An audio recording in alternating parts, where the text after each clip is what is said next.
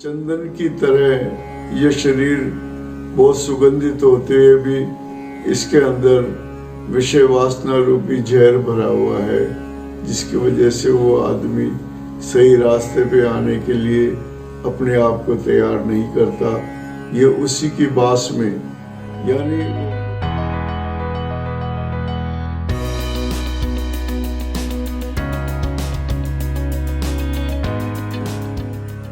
साहिब बंदगी, साहिब बंदगी, साहिब बंदगी।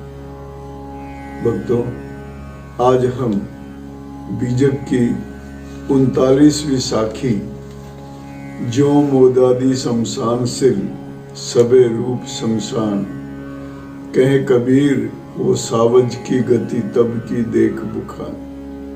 ये साखी बड़ी महत्वपूर्ण साखी है। इस साखी में भी एक वासना का एक अंग लिया गया है और इसमें विषयी भोग से रुचि रखने वाले पुरुषों की आदत के बारे में बताया गया है कि उनकी आदत कैसी होती है, और वो सिवाय अपनी इंटरेस्ट की बात सुनने के अलावा किसी और बात पे ध्यान नहीं देते हैं। जैसे उनको कोई सच्चा उपदेश भी कहे या उनको कोई समझाए तो ये बात उनको गंवारा नहीं होती। वो समझाने वाले कोई समझते हैं कि ये तो ऐसे ही है, इसकी बात मानने से कोई फायदा नहीं। विषयी पुरुष जो होता है वो विषय भोग में आसक्त होकर के जगह जगह घूमता फिरता है। जो मोदादी शमशान सिल, अब इसकी तुलना मैं आपको दूसरे तरीके से करके बताता हूँ। जो मोदादी शमशान सिल, मोदादी कहते हैं एक ऐसा स्फटिक पत्थर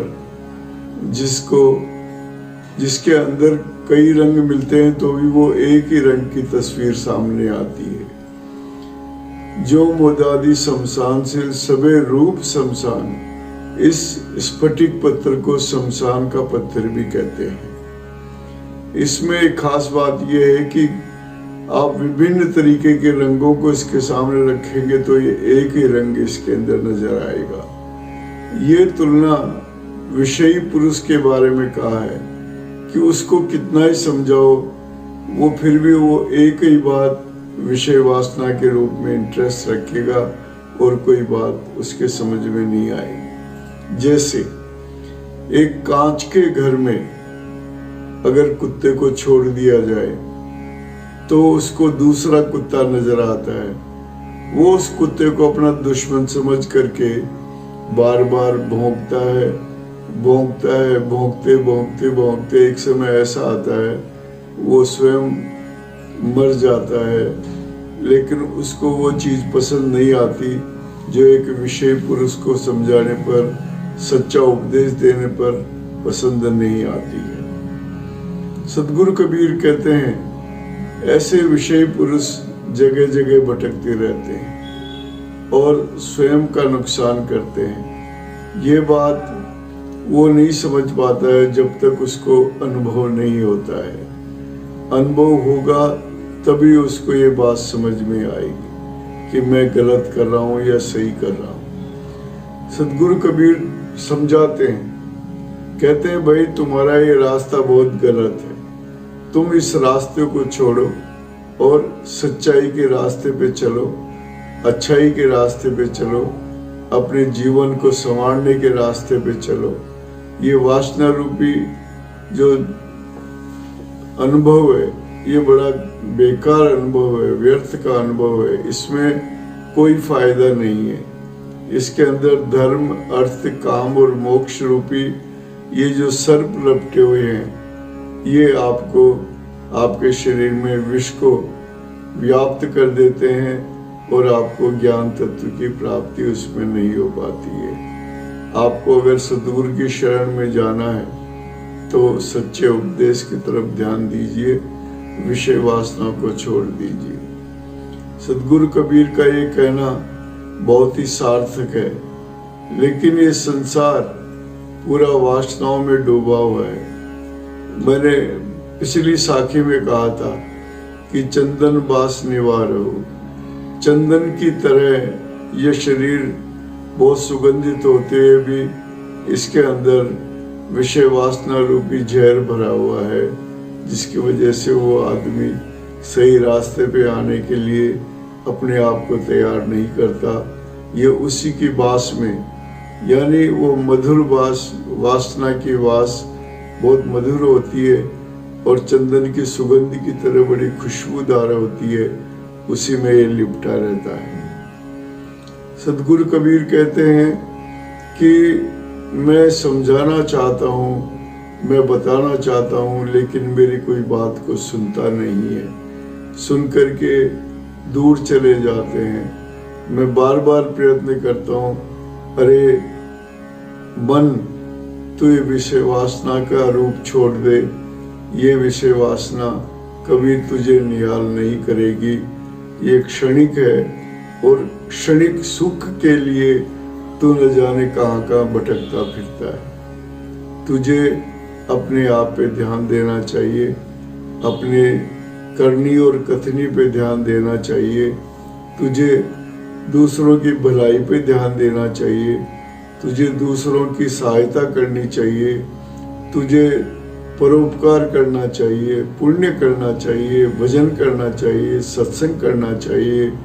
ये सारी अच्छी बातें तो अपना करके अपने जीवन को सार्थक कर सकता है, लेकिन तुझे इससे पहले ये विषय भोग या विषय वासनाओं को बिल्कुल छोड़ना पड़ेगा।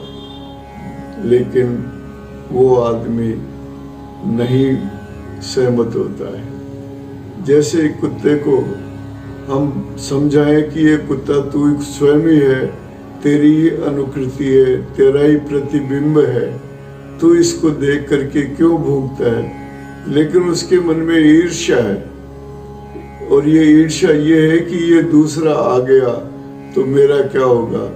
वैसे ही विलासी पुरुष ये सोचता है कि मैं अपने सुख के खातिर किसी दूसरे को अपने साथ उपदेश में शामिल नहीं कर सकता, अच्छी बातों में शामिल नहीं कर सकता।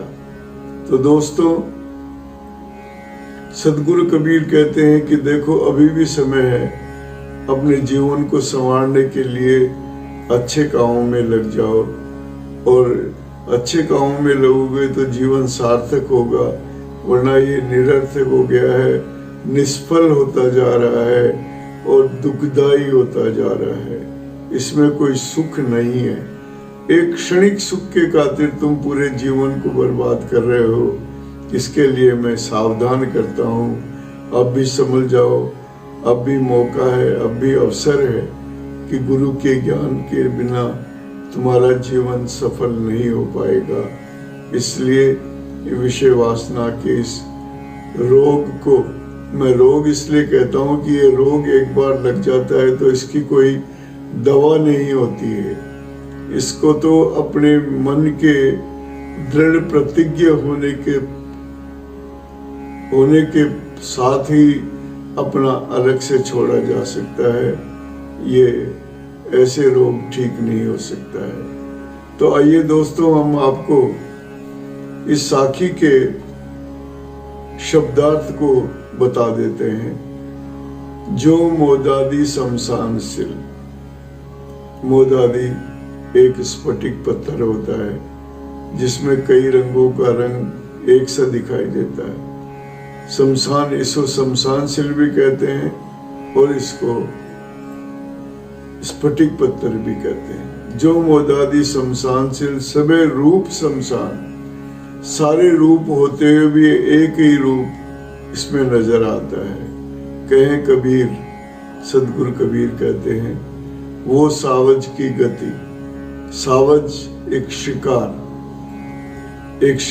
कुत्ता कुत्ते को देख के भौंकता है, वो सावज शिकार होता है। वो सावज की गति तब की देख भुकान, वो उसको भूखता ही रहता है, उसको पसंद नहीं आता है।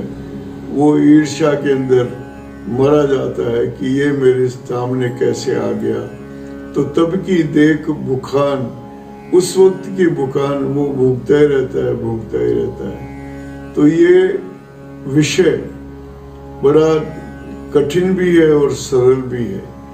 कठिन इस रूप में है कि हम आदमी जो इसमें लिपटे हुए हैं, इस विषय वासना में लिप्त हैं, जिनको आगे पीछे एक ही चीज नजर आती है, उनके लिए इसको छोड़ना बहुत कठिन है। और जो इससे विरक्त हो जाता है, जो इसको त्याग देता है, जो इसके दूर चला जाता है, धार्मिक कर्मों में लग जाता है, सद्गुरु के उपदेश को धारण कर लेता है, उनके लिए बहुत सरल होता है, बहुत ही अच्छा होता है, बहुत ही लाभकारी होता है। जीवन एक स्वर्णिम अवसर है, ये बार बार नहीं मिलता है।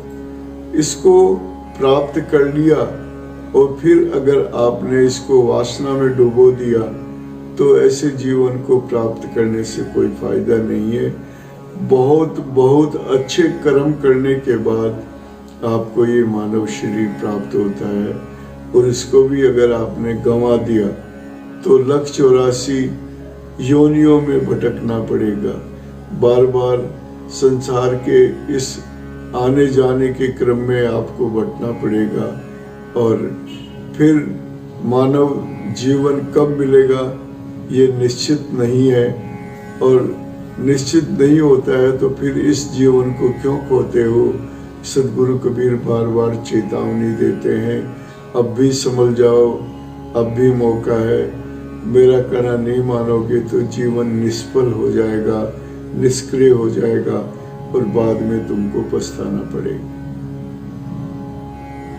आइए, हमने आपको जो कुछ बताया, ये विचार अगर आपके मन में कुछ जानने के हैं तो आप कमेंट बॉक्स में जाकर के अपने विचारों को रखिए। हम तब तक के लिए आपसे विदा लेते हैं और नई साखी के रूप में फिर हाजिर होंगे। तब तक के लिए आपसे साहिब बंदगी, साहिब बंदगी, साहिब बंदगी।